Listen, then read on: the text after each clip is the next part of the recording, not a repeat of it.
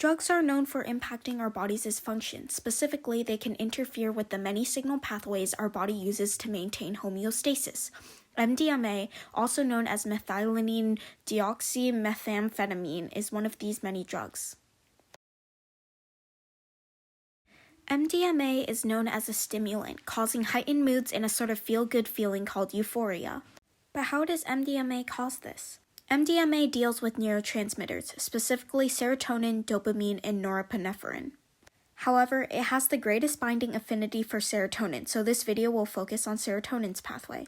Let's first go over the normal pathway of serotonin for regulation of mood. Serotonin is stored in intracellular vesicles inside of neurons. Nerve impulses from adjacent nerves activate the neuron, causing it to release serotonin into the synaptic cleft, the space between two neurons. In the synaptic cleft, serotonin can bind to postsynaptic receptors. Here, it is important to note that serotonin receptors, also known as 5-HT receptors, branch out into 7 different families.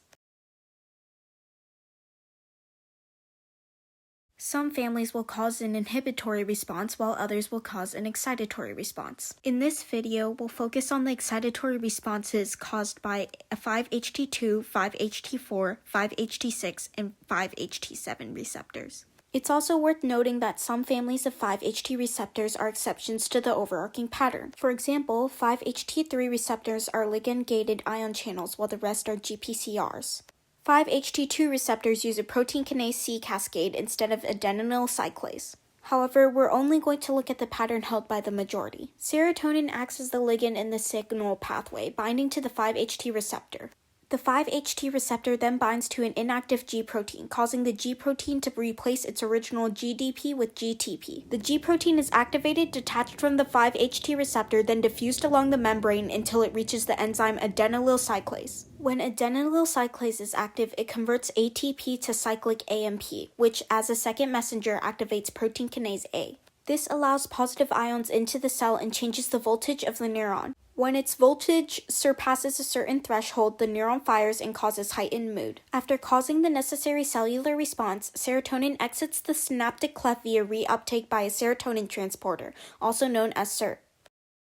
Then where does MDMA come into play? MDMA can affect the typical serotonin process due to its binding affinity for serotonin receptors. By binding to SERT, MDMA enters neurons, disrupts the storage of neurotransmitters in the neuronal vesicles, then releases these built-up neurotransmitters into the synaptic cleft. This causes an increase in serotonin, dopamine, and norepinephrine levels in the synaptic cleft. Additionally, since MDMA has binded to the transporter protein, serotonin and other neurotransmitters are unable to leave the synaptic cleft via reuptake, so concentration levels are unable to decrease. As a result of increased concentrations of neurotransmitters, more postsynaptic receptors are activated, leading to an increase in neuron firing and therefore an increased amount of signals that call for heightened mood. This is what causes the euphoria when taking MDMA.